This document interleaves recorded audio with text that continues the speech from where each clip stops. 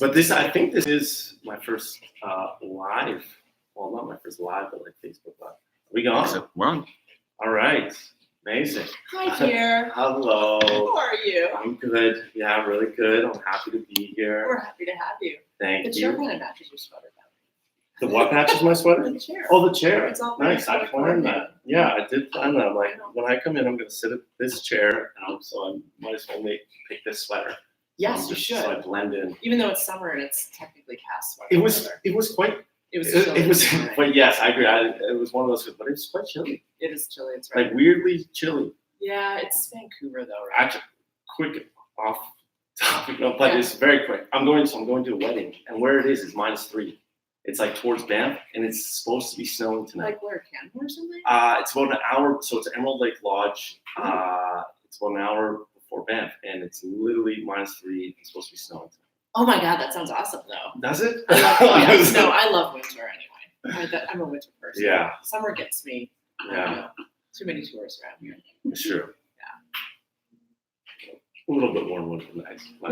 Yeah. So if anyone is on, or you're going to see this later, we'll give you a bit of context instead of just talking about weather and weddings. So why we're here, and this is Worth Hats and Refinery leadership coming together to actually celebrate something that is really important to us and the refinery. And if any of you saw at the beginning of May for Mental Health Month, we released a PSA video, public service announcement around it being Mental Health Month, and that 1 in 5 Canadians are at any given time can be affected by a mental health problem or illness.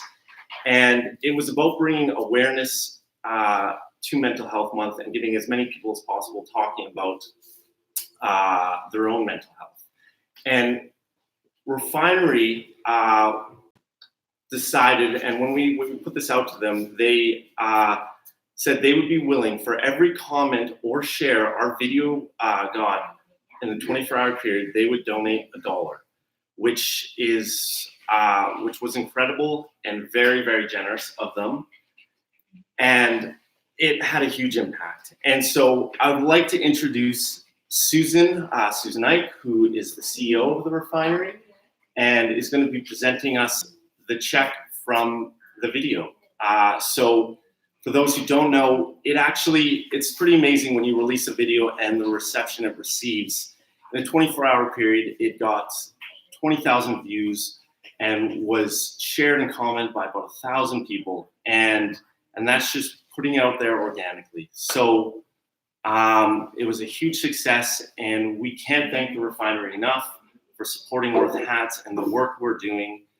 And I'll share just very briefly for those who don't know much about Worth Hats.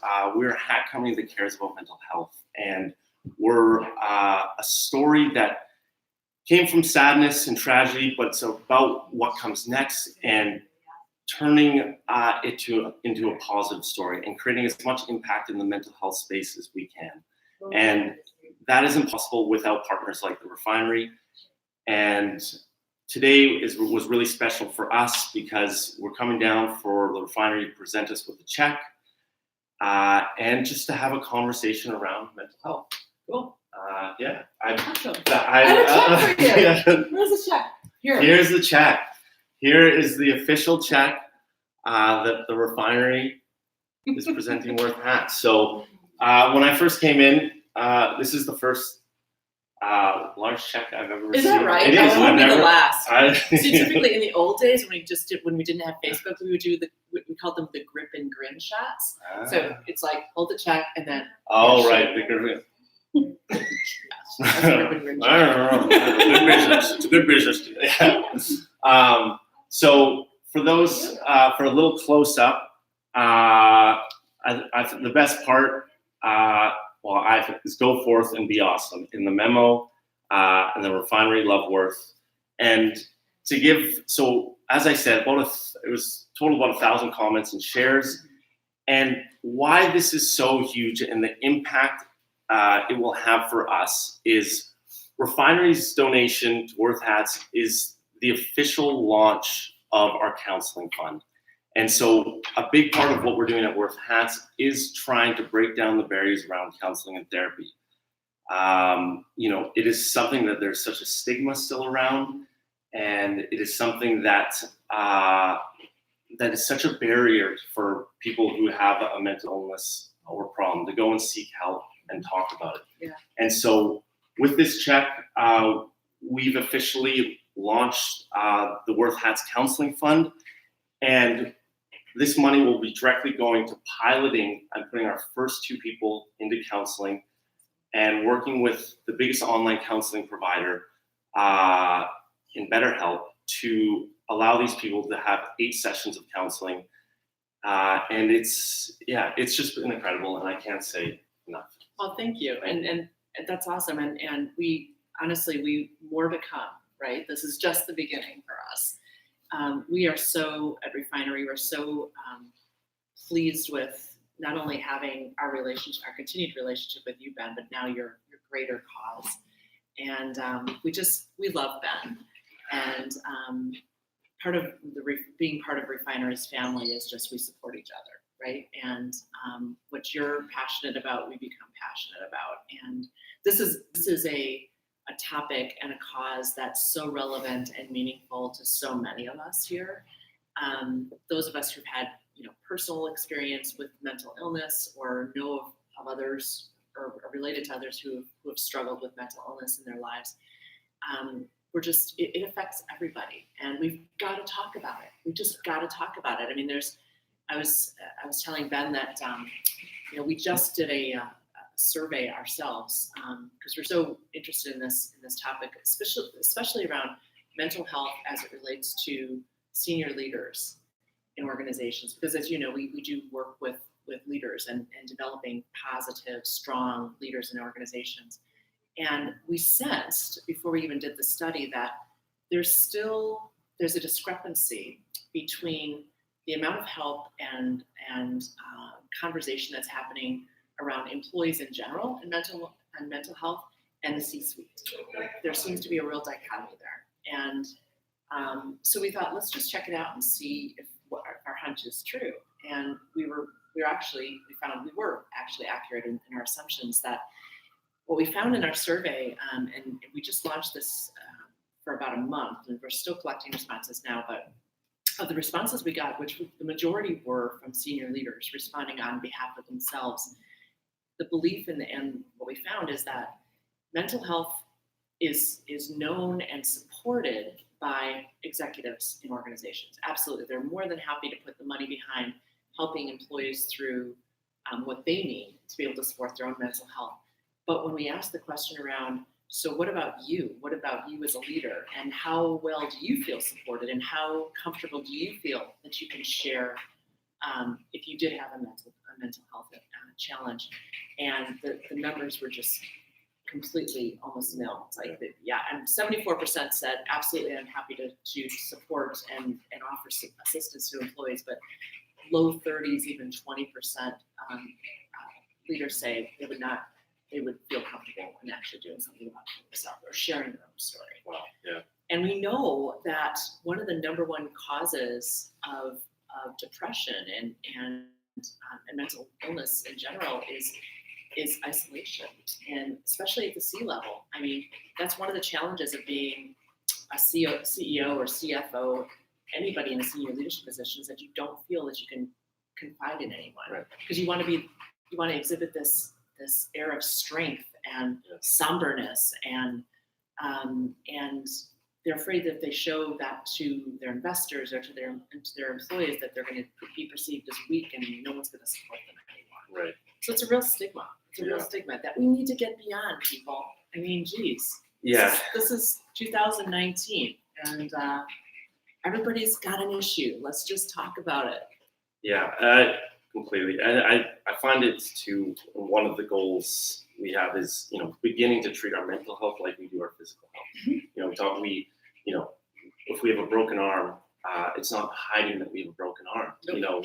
We go and get it dealt with, and we talk about, we have a broken arm, and there's a complete of course, there's no stigma around it. There's nothing. There's an acceptance. They'll do what you need to do to figure out, get that healed. Yeah.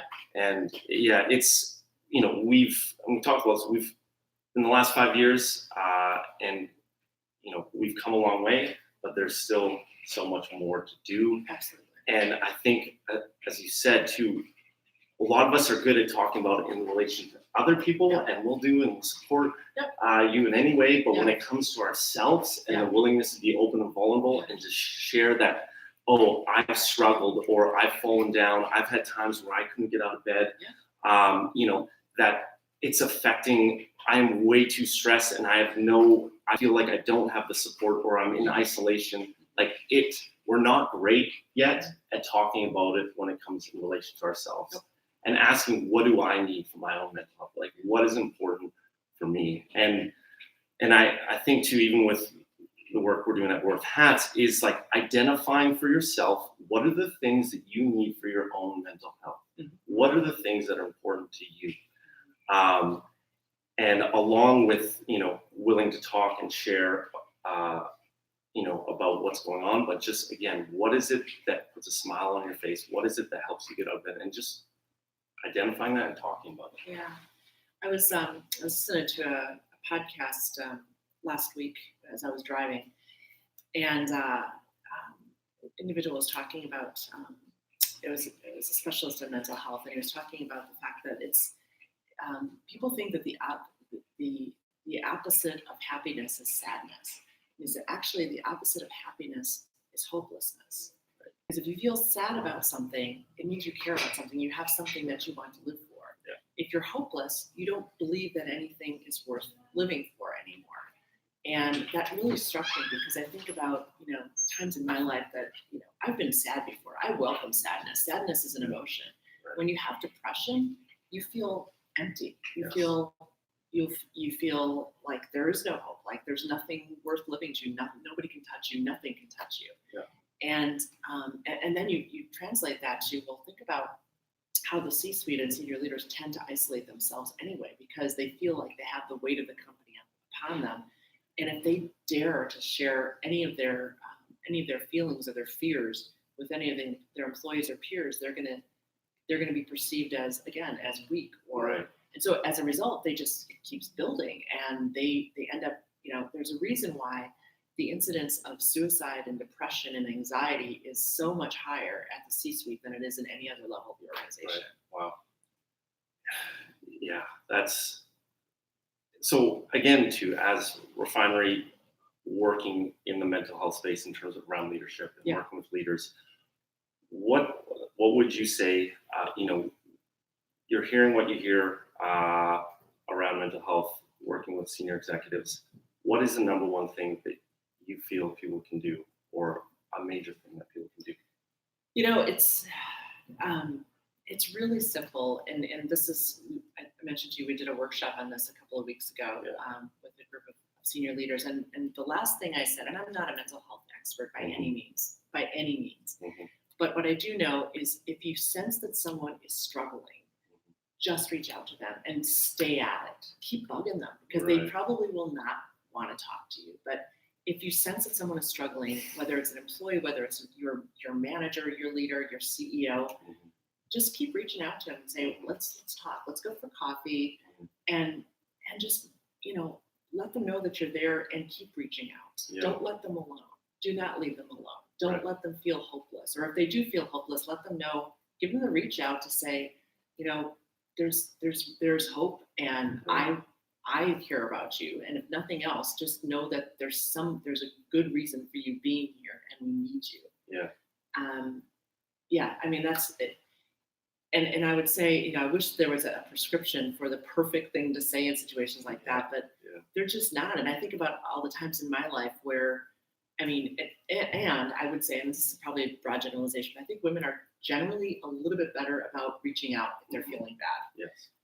So for me, it's literally, I have people I can call to say, I'm having a bad day. Mm-hmm. I'm having a really bad day. I just need you to listen to me. Mm-hmm. And sometimes guys just don't, they tend to isolate themselves more, right? And, and or even if it's writing about it and just, posting. I have friends who post on Facebook if they're going through a period of depression, and Yeah. boom, talk about immediate support. I mean, social media can help you with that. Yeah, I can speak.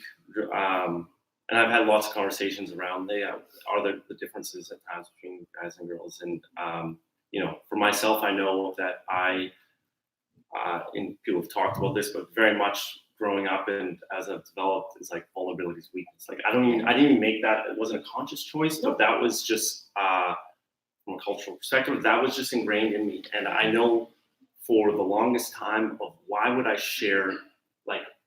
even share something that's like not good, or that I view as perceived as not good? Like that's a weakness. And I know for myself it had an impact.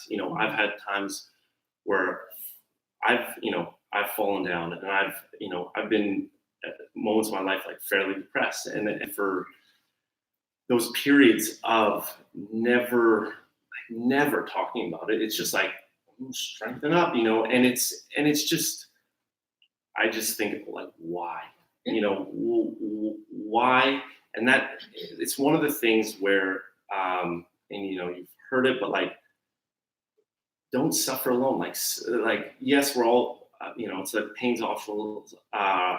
Pain is mandatory, suffering is optional. Like that. It's in life, and it's just something that we can directly avoid. But it goes back to that. When you talk about like hopelessness, like it is so that feeling is, or that it's only, it's more that it's like to put yourself in those shoes. It's so hard because when you're in that state, the last thing you want to do is it's hopeless. Like so it's the last thing you want to do is reach out. Yet it's and talk and it goes back to what you said about not giving up and making sure and being persistent and just checking in, but just understanding that when you're in that state, it's the last thing you want to do is reach out, and you can't see the glimmer of light because you don't feel you're worth it. Because you don't feel. That was good. That was good. Yeah. I'm in marketing. Yeah. So Susan just got our head marketing position. That's what this is all about, really. It's just we were searching for our head marketing. Susan. Awesome. Yeah. Yay. So I accept. Wait, I have another job to do first. Yeah. We're trying to get her away from all her other many other responsibilities. Oh, my daughters would love that. So seriously, we're talking about just having conversations with others, and I have 2 teenage daughters. I share this with you, and oh my God, talk about having stress.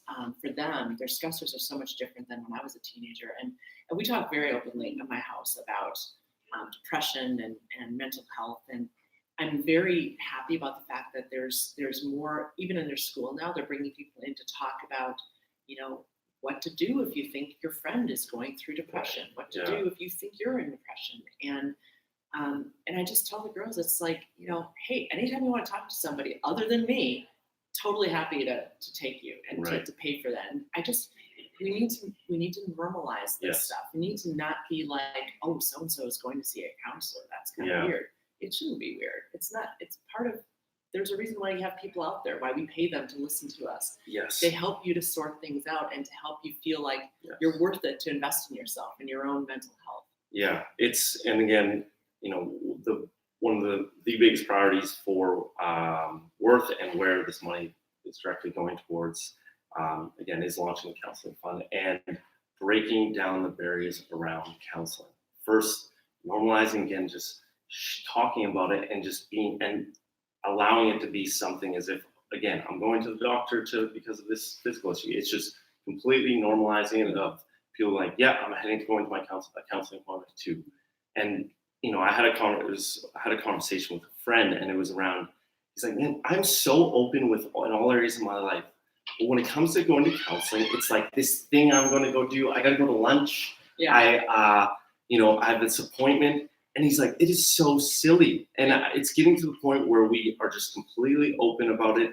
And whether you're at the at the bottom or at the top and everywhere in between, counseling can benefit everyone and anyone.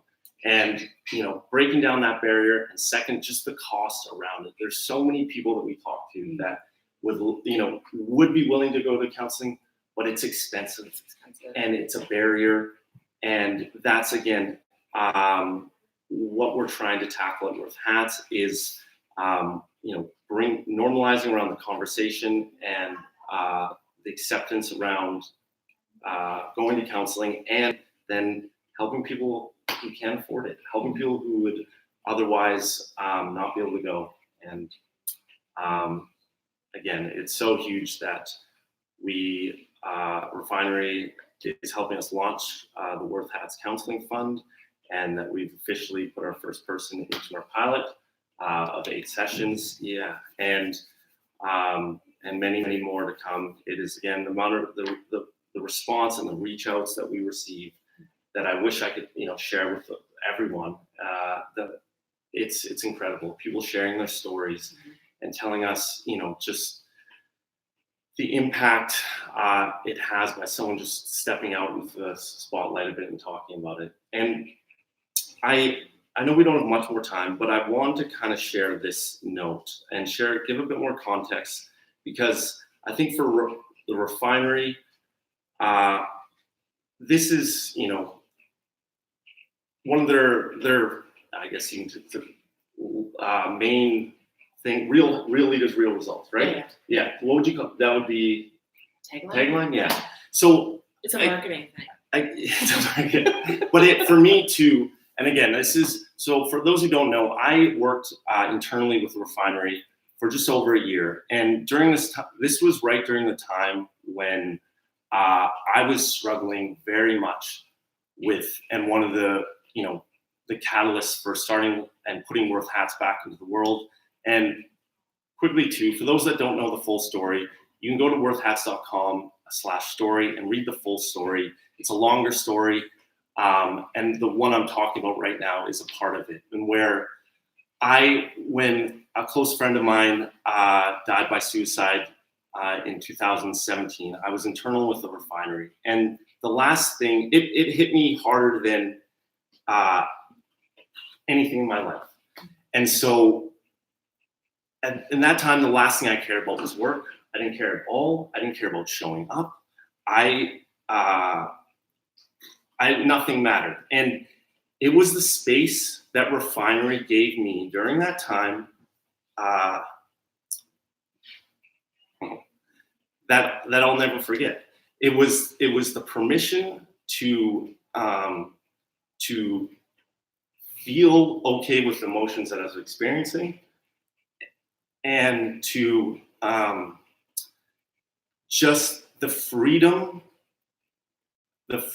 to work through what I had to work through during that time, and the support that I received from everyone who worked here. And so any time that people ask me, the Refinery, I've heard, what about the Refinery? I share the story, because when you talk about real action, like, to me, that is real action. It wasn't as if it was embodying what it takes to support someone as they're going through a very hard time. And for me, coming back, with a sense of purpose around, this is a company that I care for and I'll do anything for too, because it's family in that way. So just wanted to share that story for people, who don't know. I don't share that story a lot, but it's one that, and you can see with the emotion, one that means a lot to me. And so again, I want to thank Refinery for everything that they do. Not only the support around Worth Hats and our mission, but with the work that they do every day with leaders in our community, in Canada, US, and abroad. It makes a huge impact, and it's the start of something that I believe can have such a massive impact throughout the world as it kind of starts to move forward.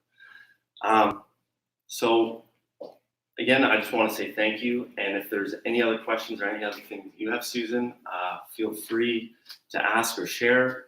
But that's it for me. Wow, Yeah. thank you. I'm yeah, again, this is the beginning, not the end. So Yeah. we look forward to working with you and giving you many more big checks Yeah. in the future. Amazing. Yeah, that's. No, we love it. Okay. And we love you, Ben. Thank you. Yeah, I appreciate it. Okay, well, whoever again is viewing this and will, again, worthhats.com, Refinery. It's on refineryleadership.com. Yeah, refineryleadership.com. Visible sites again. Show your support in any way we can, and just by watching. Thank you very much.